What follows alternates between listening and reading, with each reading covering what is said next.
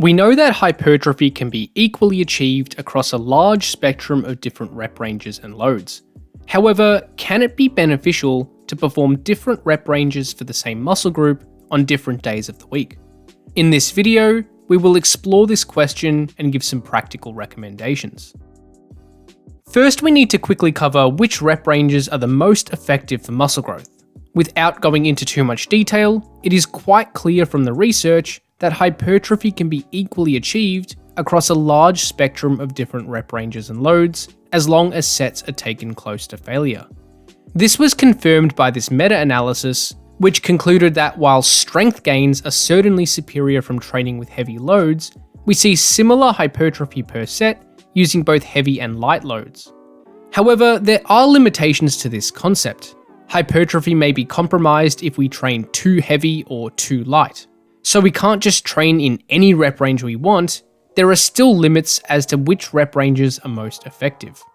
This systematic review provided a general practical guideline as to which rep ranges can be considered equally effective per set. It was concluded that training anywhere in the approximate 6 to 20 rep range results in equivalent muscle growth, provided that sets are taken close to failure.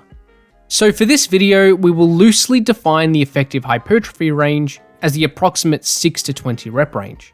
Training anywhere within this range will have essentially equivalent effects on muscle growth.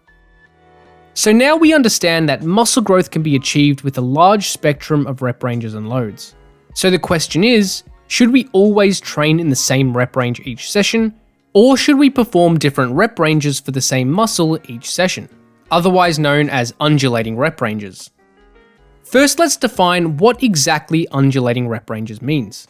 This refers to the idea of training the same movements or muscles with different rep ranges on each day the muscle is trained. For example, let's say we train a muscle 3 times per week. On day 1, we may train in the 8 to 15 rep range, on day 2, we may train in the 6 to 10 rep range, and on day 3, we may train in the 12 to 20 rep range. So as we can see, day 1 trains with a more traditional rep range with moderate loads, day 2 uses lower rep ranges with heavier loads, and day 3 uses higher rep ranges with lighter loads. So we are still working within the effective hypertrophy range in each session, but each session trains this muscle group with slightly different rep ranges within this spectrum. The counter method of training would be to perform all sessions with the same general rep range, let's say with around 8 to 12 reps every single session. So what we want to know is, if we undulate rep ranges, will this result in greater long-term muscle growth compared with a traditional approach? Or will there be no difference? Or could it potentially inhibit muscle growth? We don't really have any studies which directly compare the effects of undulating rep ranges in different training sessions versus training with the same rep ranges. However, I found 2 studies which vaguely compared this idea. First was this study, which explored the effects of training with variable exercises and rep ranges within a session, compared with training with the same exercises and rep ranges within each session. There were 4 different groups in this study, which all had volume-equated training routines for the quads, using various different exercises and rep ranges. However, for this video, we are only concerned with these 2 groups here because they perform the same exercises and volume, but trained with different rep ranges and loads. As we can see, this group performed squats with the same number of reps throughout the program, while this group trained with undulating rep ranges within the session. After 12 weeks, it was found that there were no consistent differences between these 2 groups for hypertrophy of the quad muscles. And the other study was this one, which explored the effects of bicep training with lower rep ranges versus higher rep ranges versus alternating between high and low rep ranges every 2 weeks.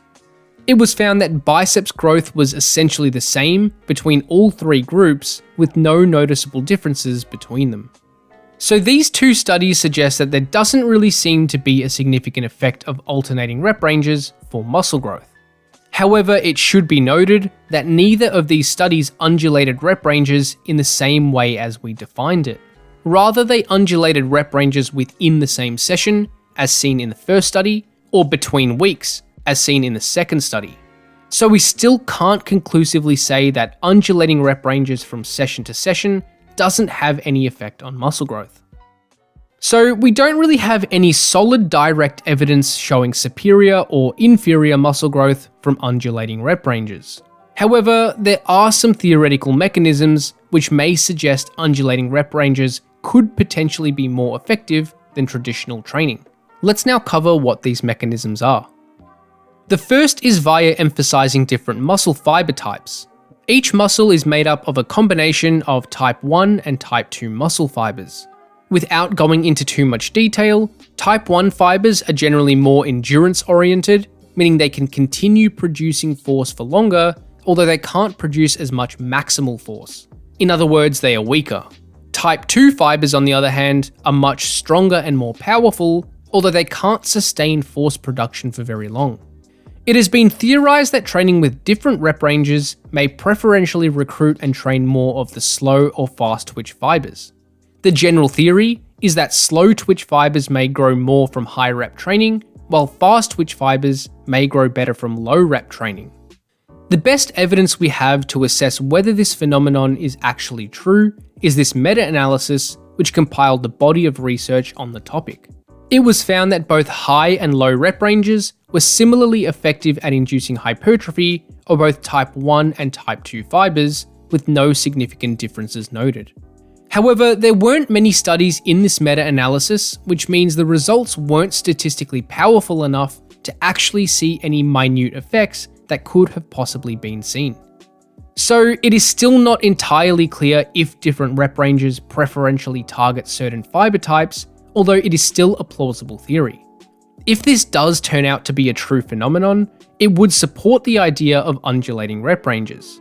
This would allow us to emphasize the type 1 fibers when training with higher reps, and emphasize the type 2 fibers when training with lower reps. This may theoretically result in an overall more holistically developed muscle, since all fibers are being maximally trained.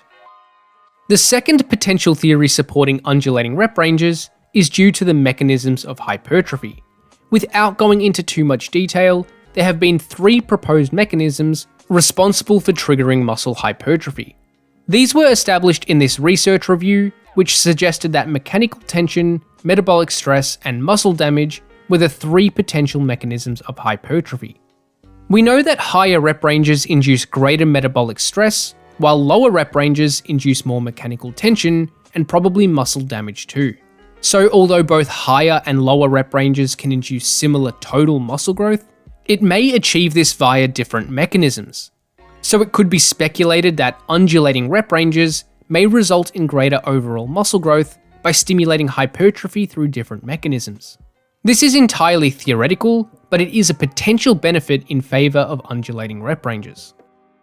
The next theoretical benefit of undulating rep ranges is due to regional hypertrophy. This refers to muscle growth at different areas of the same muscle. There is emerging evidence showing that different training styles tend to preferentially grow specific areas of a muscle. This has been shown to be the case when training with different exercises for the same muscle, using different tempos, training through different ranges of motion, and training with different muscle actions. For example, this study explored the effects of performing leg extensions versus Smith machine squats on quad hypertrophy.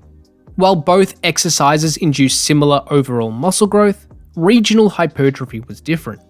The leg extensions resulted in greater muscle growth at the distal quads, which is the lower portion of the quads closer to the knee, while squats preferentially grew the proximal quads, which is the upper quads closer to the hip. This is one example where changing variables has an influence on which part of the muscle is preferentially targeted. Although I haven't seen any direct research on the topic, we can speculate that different rep ranges may also influence regional hypertrophy. So maybe certain areas of the same muscle are emphasized with lower rep ranges, and other parts of the muscle are emphasized with higher rep ranges. This would provide theoretical support in favor of undulating rep ranges. If we perform different rep ranges on different days, maybe we are targeting specific regions of the muscle, which could result in more uniform overall development of each muscle. And the last theoretical benefit of undulating rep ranges is simply for training variation. We know that significant muscle growth usually takes years to achieve. Over this time course, it can be beneficial to change up your training routine to prevent both mental and physiological staleness. This can be done by manipulating many different training variables, and undulating rep ranges is one method of achieving variation. It provides a slightly different stimulus from session to session, so we aren't always performing the exact same training routine. Due to the previous factors discussed, this may potentially result in a slightly superior training stimulus over time. So based on these theoretical concepts, it is plausible that undulating rep ranges may have a slight benefit for muscle growth. However, even if this is the case, it may not be necessary due to one practical consideration that we may miss in this discussion. And this is the role of exercise selection. When training a muscle, we usually perform multiple exercises for that same muscle throughout the week. And naturally, certain exercises are more or less suitable for different rep ranges. So without conscious effort, we are likely undulating rep ranges anyway. For example, a lifter may train the chest with the bench press and cable flies on one day, and with the incline dumbbell press and pec deck on another day. So naturally, the bench press may be performed within the 6 to 10 rep range, the dumbbell press in the 8 to 15 range, and the chest isolation movements in the 10 to 20 rep range. It is unlikely for a lifter to perform the bench press with more than 15 reps, or to perform chest flies with less than around 8 reps, based on the demands of each exercise. So as we can see, we are naturally undulating rep ranges not only from session to session, but also within the session. So really, most lifters are probably already getting all of the potential benefits from undulating rep ranges just by implementing multiple exercises for the same muscle during the week. So to summarize this video, let's establish some practical recommendations. We don't really have any good direct evidence suggesting that undulating rep ranges has a positive or negative effect on muscle growth compared with training in the same rep ranges. However, there are multiple theoretical mechanisms which suggest that undulating rep ranges could potentially be more hypertrophic.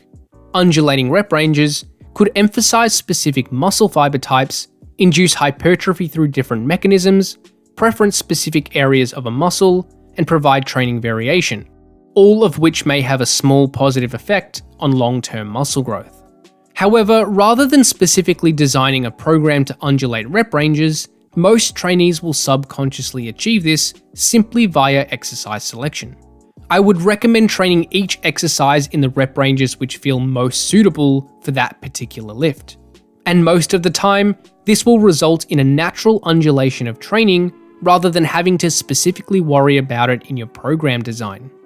However, in the case that you only perform 1 or 2 exercises for a muscle throughout the week and they are trained in similar rep ranges, it could be beneficial to intentionally undulate these. This will take advantage of any possible benefit from the theoretical mechanisms discussed. Thanks for watching, and hopefully you got something out of this video. Check out flowhighperformance.com for online coaching, training templates, ebooks, and more.